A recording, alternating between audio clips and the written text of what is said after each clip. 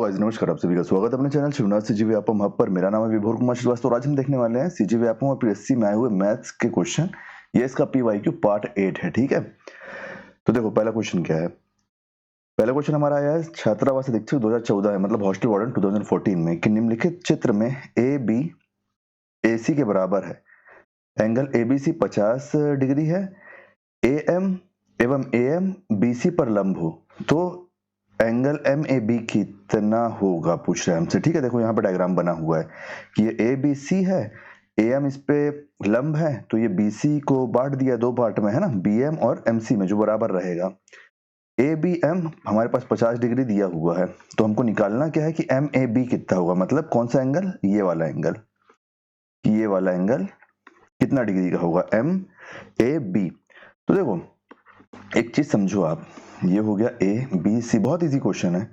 अगर आपके पास यहां पे 50 डिग्री दे दिया है, यहाँ पे 50 डिग्री दिया है और क्या बोला है कि ये लंब है, लंब है मतलब क्या हो गया, ये 90 डिग्री हो गया, ये 90 डिग्री हो गया। अब हमसे कौन सा एंगल पूछा है, हमसे पूछ रहा है ये वाला एंगल, ये वाला एंगल हमसे पूछा है, ये एंगल पूछा है हमसे, है ना। और हमको पता है ना कि क्या बोलते हैं, एक ट्राइंगल के अंदर के सभी एंगल, एक ट्राइंगल के अंदर के सभी एंगल का मान कितना होता है, 180 डिग्री होता है, 180 डिग्री होता है। और हमारे पास क्या क्या है, ये है 50 डिग्री और एक है 90 डिग्री, तीसरा हमको निकालना है, तो आप इसको मान लो x डिग्री। तो क्या बचा, देखो ये 180 डिग्री हो गया, ये कितना हो गया, ये हो गया 140 डिग्री, और ये प्लस x, ये 140 इधर जाके इससे माइनस हो जाएगा, तो क्या आएगा आपके पास आंसर, x की वैल्यू आ जाएगी 40 डिग्री। तो ऑप्शन आपका कौन सा है, 40 डिग्री, बताओ मेरे को। ऑप्शन नंबर सी आपका सही आंसर हो जाएगा। देखो आदमी घबराता क्यों है मालूम, कि इसको दो पार्ट में बांट दिया तो आप सोचेंगे इसका भी कुछ काम होगा, इससे कुछ काम ही नहीं है, हमको केवल इस ट्रायंगल का काम है ना। कहीं पे कोई डाउट होगा तो पूछ लेना। नेक्स्ट क्वेश्चन देखते हैं। इसके पहले के जितने भी पार्ट है ना, उसका लिंक मैं आपको उसके प्लेलिस्ट का लिंक मैं आपको डिस्क्रिप्शन में दे दूंगा, उसको चेक कर लेना। सेकंड क्वेश्चन आया है सीजीपीएससी एआरओ एपीओ एग्जाम 2014 में पिछला हॉस्टल वार्डन का क्वेश्चन था, कौन सा, वो भी 2014 का था। तो देखो हमसे यहाँ पे क्या बोल रहा है कि 3 लगातार विषम पूर्णांकों में पहले का 3 गुना दूसरे पूर्णांक के 2 गुने से 3 अधिक है, तो तीसरा पूर्णांक क्या होगा। आप एक बात हमेशा याद रखना, चाहे सम हो, अरे ऐसा वाला सम क्यों लिख रहा हूं मैं, एक मिनट ना, चाहे नंबर इवन हो या नंबर हो ऑड, इसके बीच का डिफरेंस कितना होता है, इसके बीच का डिफरेंस कितना होता है, 2, हमेशा 2 डिफरेंस होता है। कैसे होता है, देखो 2 4 6 8 ये इवन नंबर है, 3 5 7 9 ये ऑड नंबर है, इसके बीच का डिफरेंस देख लो, 2 2 2, ये 2 हो गया, ये 2 हो गया, 2 हो गया, 2 2 का डिफरेंस में है। तो अपन मान लेते 3 हमको विषम संख्या बोला है ना, तो पहला विषम संख्या आप मान लो x, दूसरा क्या मान लोगे x प्लस 2, क्यों, क्योंकि 2 का डिफरेंस है। तीसरा क्या हो जाएगा x प्लस 4, x प्लस 4 कैसे, अगर आप यहाँ पे 2 प्लस करोगे फिर 2 प्लस करोगे ना, क्योंकि आपको यहाँ तीसरे अंक में आना है, इसलिए ये x प्लस 4 हो गया। और वैसे ही अगर आपको ऐसे नहीं करना तो आप सेकंड वाले में प्लस 2 कर दो, तो ये भी इन दोनों का टोटल भी 4 हो जाएगा ना, तो इस तरीके से, ठीक है। अब चलिए हमारे पास तीनों विषम आ गए, अब इसको आप कर दो साइड। अब हमसे क्या पूछ रहा है, 3 लगातार विषम पूर्णांकों में से पहले का 3 गुना, पहले का 3 गुना, तो पहला क्या है x, तो इसका 3 गुना तो हो जाएगा 3x, पहले का 3 गुना दूसरे पूर्णांक के 2 गुने से 3 अधिक है।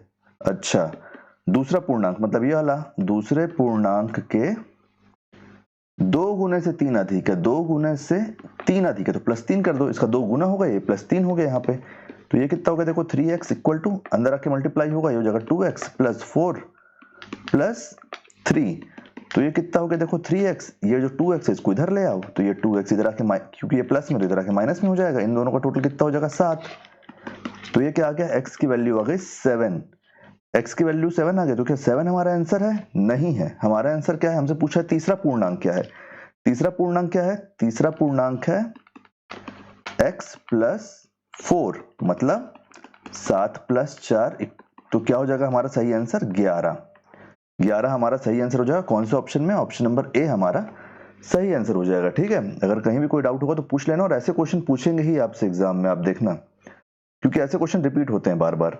ये क्वेश्चन है आपका सहायक सम परीक्षक 2018 वाले एग्जाम का, कि ए बी को 50 रुपए देता है, बी इसका आधा सी को देता है, सी इसका 5वां हिस्सा डी को देता है, तब डी द्वारा प्राप्त राशि। ये क्वेश्चन ना मैथ्स के लिए आपको नहीं दिया, ये क्वेश्चन आपको दिया है आपके प्रेजेंस ऑफ माइंड को चेक करने के लिए। आप एक चीज देखो, ए बी को 50 रुपए दिया, बी सी को इसका आधा, तो क्या आप किसका आधा करोगे? इसी का तो आधा करोगे ना, तो 50 का आधा कितना हो जाएगा? 25। लिख लिख के बताना पड़ेगा क्या? चलो लिख लिख के बता देता हूं। 50 का आधा क्या हो जाएगा? 25।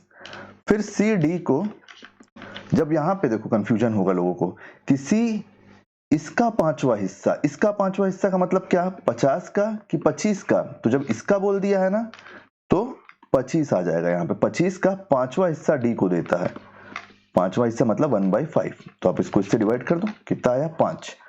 तो डी द्वारा प्राप्त राशि कितनी है? 5। तो ऑप्शन नंबर सी आपका सही आंसर हो जाएगा। ठीक है, देखो एग्जाम में पूछा है, सहायक संपरीक्षक के एग्जाम में पूछा है, तो जो भी क्वेश्चन पूछा है हमको बनाना जरूरी है उसको। पेपर में यही सब चीज कंफ्यूजन क्रिएट करता है, क्योंकि ठीक है फूड इंस्पेक्टर 2013 का एग्जाम क्वेश्चन है ये। निम्नलिखित में से वह छोटी छोटी संख्या कौन सी है जिसे 6, 9, 5, 18 से विभाजित करने पर प्रत्येक स्थिति में 4 शेष रहेगा? ऐसे क्वेश्चन में हम क्या करते हैं? एलसीएम निकालते हैं, क्योंकि छोटी छोटी संख्या बोला, सबसे पहले इसका एलसीएम निकाल लो। इसका एलसीएम कितना हो जाएगा? 6 है, 9 है, 15 है, 18 है, तो इसका एलसीएम हो जाएगा 90। एलसीएम 6, 9, 15, 18। एलसीएम निकाल के दिखाऊं कि आप लोग को आ जाएगा? एलसीएम तो आता होगा ना निकालते, कि उसको भी मैं निकाल के बताऊं? आप लोग इसमें नहीं निकाल रहा हूं, इस क्वेश्चन में आप लोग मेरे को इसमें बता देना, ठीक है, कि अगले क्वेश्चन में बताना है क्या मेरे को एलसीएम भी निकाल के। तो एलसीएम देखो, एलसीएम आ गया 90 इसका। ठीक है, अब हमसे क्या पूछ रहा है कि जब हम इसको विभाजित करें ना इससे, तो हमारे पास 4 शेष रहे, तो हम इसमें 4 ऐड कर देते हैं, क्योंकि 90 तो पूर्णतः विभाजित हो जाएगा ना। ये हमारे पास 4 दिया, अगर इस 4 की जगह 8 शेष रखने बोलता तो 8 ऐड करते, 12 शेष रखने बोलता तो 12 ऐड करते, जो भी हमको बोला है उसको ऐड करते। ठीक है, तो देखो यहां से क्या निकल के आ जाएगा? 94 हमारा सही आंसर निकल के आ जाएगा, कि 90 तो विभाजित हो जाएगा, जो बचेगा वो क्या रहेगा? 4। तो इसमें से 4 शेष रह जाएगा। मेरे को ऐसा लग रहा है कि मैं एलसीएम निकाल के आपको बता ही दूं। देखो 6, 9, 15, 18 एलसीएम कैसे निकालते हैं? छोटी छोटी संख्या चालू करते हैं। ठीक है, तो दोस्त चालू करेंगे, ये जाएगा 3 बार में, 9 बार में, ये 15 तो 3 बार में, 9 तो जाएगा नहीं, तो 9 एज इट इज आ जाएगा, 15 एज इट इज आ जाएगा, ये जाएगा कितने बार में? 9 बार में, तो यहाँ 9 आ गया। अब देखो, अब ये छोटे छोटे में किससे जाएगा? 3 से जाएगा, तो ये आ गया 3, ये गया 1 बार में, ये जाएगा 3 बार में, ये जाएगा 5 बार में, और ये कितने बार में? 3 बार में। ये अभी भी डिवाइड हो सकता है 3 से, तो 3 से इसको डिवाइड कर दो, ये तो 1 है, ये 1 है, ये 5 है, और ये 3 भी जाएगा 1 बार में। अब देखो, अब ये कितने बार में जाएगा? ये अब 5 बार में जाएगा, और अगर आप इसको नहीं भी काटोगे ना, तो यहाँ तो 5 आपके पास है ना, तो बन जाता है काम उतने में। लेकिन कई लोग फर्स्ट टाइमर होंगे ना देखने वाले, तो उनके लिए है ये। तो अब देखो, अब एलसीएम कैसे निकलेगा? ये जो भी आया है ना इसका, ये फ्रैक्शन नहीं सॉरी, ये जो भी इसका आया है मल्टीपल, इसको आप इनटू कर दोगे तो आपका एलसीएम आ जाएगा। एलसीएम आ जाएगा, कैसे आएगा? एलसीएम 2 × 3 × 3 × 5। आप इसको कर दो, देखो 2 × 3 करोगे तो कितना आएगा? 9, 9 3 जा कितना आएगा? अरे सॉरी, 2 3 जा 6, 6 3 जा 18, 18 5 जा आपका 90 आ जाएगा, 18 5 जा आपका 90 आ जाएगा। ठीक है, तो ये आपका एलसीएम हो जाएगा। तो ऐसे निकालते हैं एलसीएम। कहीं पे भी कोई भी डाउट रहे बिंदास पूछो, ये मत सोचना है कौन क्या बोलेगा, है ना, आपको आना चाहिए क्वेश्चन का सॉल्यूशन। नेक्स्ट क्वेश्चन हमारा क्वेश्चन नंबर 5। क्वेश्चन नंबर 5 आया है मंडल संयोजक 2018 में। ठीक है, क्या बोला है? लघुत्तम समापवर्तक मतलब एलसीएम। यहाँ पे भी एलसीएम निकालना है, पिछले में आपको एलसीएम निकालना बताया था ना। तो देखो यहाँ पे जब ऐसा होता है तो कई लोग ना सीधे पॉइंट में उठा लेते हैं, तो पॉइंट में बहुत कंफ्यूजन होता है। आप वैसे मत निकालो, आप निकालो इसको कैसे? इसका हमको निकालना है, तो ये कितना है? 1.2 एंड हमारा क्या दिया? 1.02। जब हम ये पॉइंट दोनों का काट देंगे तो हमारे पास क्या क्या डिजिट आएगा? हमारे पास आएगा 12, और पॉइंट के बाद 1 अंक है इसलिए 10, यहाँ पे पॉइंट के बाद 2 अंक है इसलिए 00, तो ये हो गया 100। जब हमारे पास ऐसा क्वेश्चन रहता है ना, तो आप एक चीज हमेशा याद रखना कि हम हमेशा जो ऊपर वाला है हमसे एलसीएम पूछा है ना, तो हम ऊपर वाले का एलसीएम निकालेंगे और नीचे वाले का क्या निकालेंगे, HCF। अगर हमसे HCF पूछा होता महत्तम समापवर्तक, तो हम ऊपर वाले का HCF निकालते और नीचे वाले का एलसीएम। तो याद रखने वाला कोई बात नहीं है, जो पूछेगा हमको वो निकाल देना है, जो पूछेगा हमसे उसको हमको ऊपर निकालना है। तो इसका एलसीएम निकाल लो, इसका एलसीएम निकालोगे, इसको अपन ऐसे कर लेते हैं, तो अपन इसका एलसीएम निकाल लेते हैं। तो देखो 12 है और 102 है, इसका एलसीएम किससे निकालना, सबसे पहले क्या आएगा, सबसे छोटा 2, 2 से काटोगे 6 बार में जाएगा, ये कितने बार में जाएगा, 5 बार में, 1 बार में।